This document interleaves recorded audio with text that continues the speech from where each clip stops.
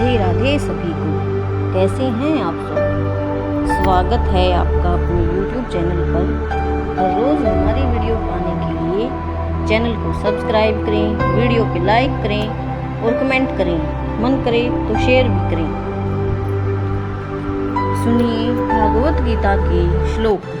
नाहम प्रकाश है सर्वस्य योगम माया समावृतः मूढ़ोऽयं नाभि जानाति लोको माम जम व्ययम्।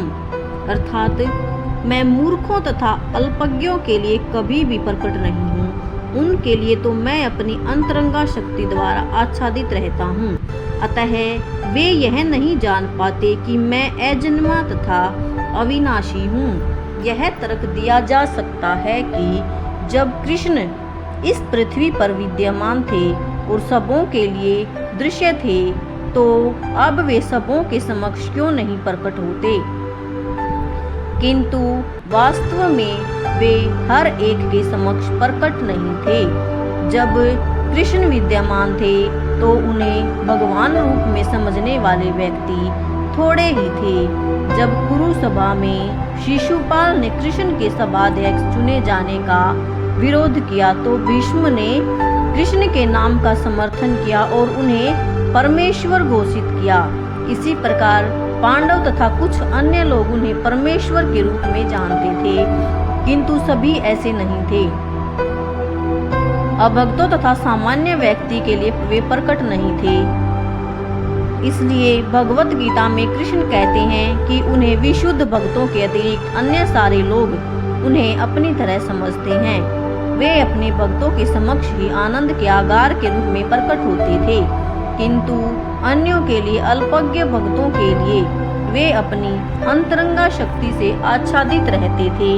श्रीमद् भागवत में कुंती ने अपनी प्रार्थना में कहा है कि भगवान योग माया के आवरण से आवृत हैं, अतः सामान्य योग उन्हें समझ नहीं पाते।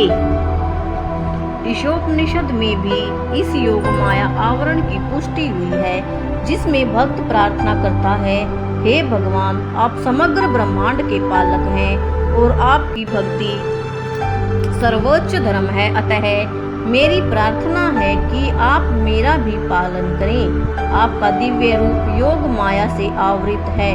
ब्रह्म ज्योति आपकी अंतरंगा शक्ति का आवरण है। कृपा इस तेज को हटा लें, क्योंकि यह आपके सच्चिदानंद विग्रह के दर्शन में बाधक है। भगवान अपने दिव्य सच्चिदानंद रूप में ब्रह्म ज्योति को अंतरंगा शक्ति से आवृत हैं, जिससे के फलस्वरूप अल्पज्ञानी निर्विशेषवादी परमेश्वर को नहीं देख पाते। श्रीमद् भागवत में भी ब्रह्मा द्वारा की गई यह स्तुति है, हे भगवान, हे परमात्मा, हे समस्त रहस्यों के स्वामी, संसार में ऐसा कौन है जो आपकी शक्ति तथा लीलाओं का अनुमान लगा सके? आप सदैव अपनी अंतरंगा शक्ति का विस्तार करते रहते हैं, अतः कोई भी आपको नहीं समझ सकता। विज्ञानी और विद्वान भले ही भौतिक जगत की परमाणु संरचना काया की विभिन्न ग्रहों का अन्वेषण कर ले, किंतु अपने समक्ष आपके विद्यमान होते हुए भी वे आपकी शक्ति की गणना करने में असमर्थ हैं। भगवान कृष्ण न केवल अजन्मा है, अपितु अपव्यय भी हैं। वे सच्चिदानंद रूप हैं और उनकी शक्तियां अपव्यय हैं। अगला श्लोक।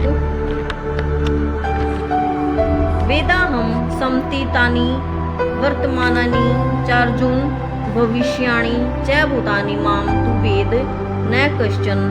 अर्थात हे अर्जुन, श्री भगवान होने के नाते मैं जो कुछ भूतकाल में घटित हो चुका है, जो वर्तमान में घटित हो रहा है और जो आगे आने वाला है, वह सब कुछ जानता हूँ। मैं समस्त जीवों को भी जानता हूँ, किंतु मुझे कोई नहीं जानता।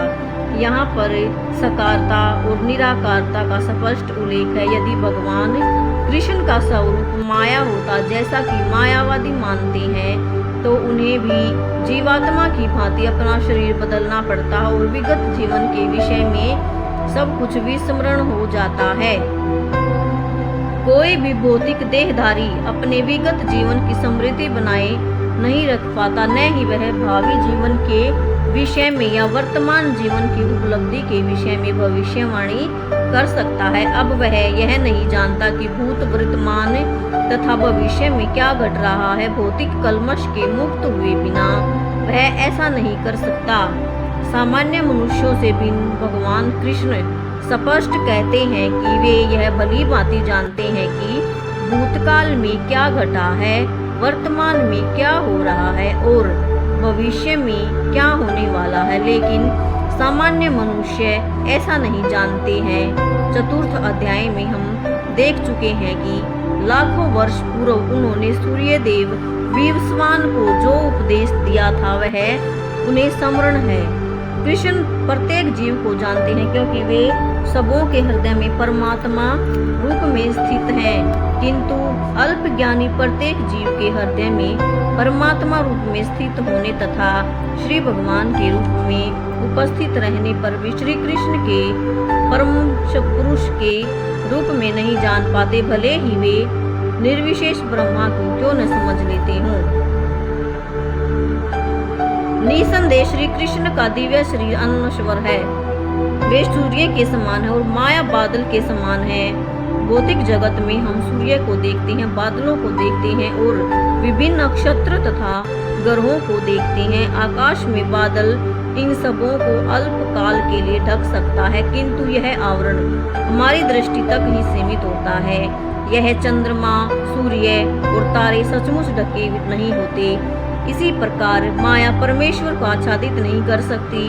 वे अपनी अंतरंगा शक्ति के कारण अल्पज्ञों को दर्शन नहीं होते, जैसा कि इस अध्याय के तृतीय श्लोक में कहा गया है। करोड़ों पुरुषों में से कुछ ही सिद्ध बनने का प्रयत्न करते हैं और सहस्त्रों ऐसे सिद्ध पुरुषों में से कोई एक भगवान कृष्ण को समझ पाता है। भले ही कोई निराकार ब्रह्मा या अंतर्यामी परमात्मा की अनुभूति के कारण सिद्ध हो, लेकिन तो कृष्ण भावना भावित के बिना वह कृष्ण भगवान को नहीं समझ सकता।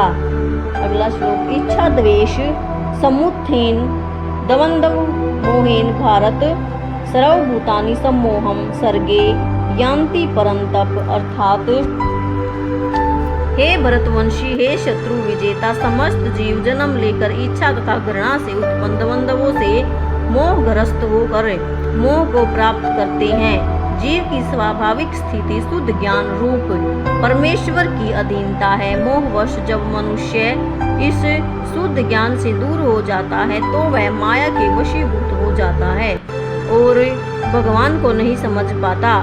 यह माया इच्छा तथा घृणा के द्वंद्व रूप में प्रकट होती है। इसी इच्छा तथा घृणा के कारण मनुष्य परमेश्वर से तदाकार होना चाहता है और भगवान के रूप में कृष्ण से ईर्ष्या करता है,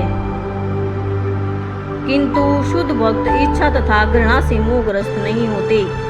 वे समझ सकते हैं कि भगवान श्री कृष्ण अपने अंतरंगा शक्ति से प्रकट होते हैं, पर जो द्वंद्व और ज्ञान के कारण मोहग्रस्त हैं, वे यह सोचते हैं कि भौतिक परंपराओं शक्तियों द्वारा उत्पन्न होते हैं। यही उनका दुर्भाग्य है। ऐसे मोहग्रस्त व्यक्ति मान अपमान, दुख सुख, स्त्री पुरुष, अच्छा बुरा, आनंद पीड़ा जैसे द्वंद्वों में रहते हुए सोचते रहते हैं, यह मेरी पत्नी है, यह मेरा घर है, इस घर का मैं स्वामी हूँ, मैं इस स्त्री का पति हूँ। ये ही मोह के द्वंद्व हैं। जो लोग ऐसे द्वंद्वों से मोहग्रस्त रहते हैं वे निपट मूर्ख हैं और वे भगवान को नहीं समझ सकते। राधे राधे। जय श्री कृष्ण।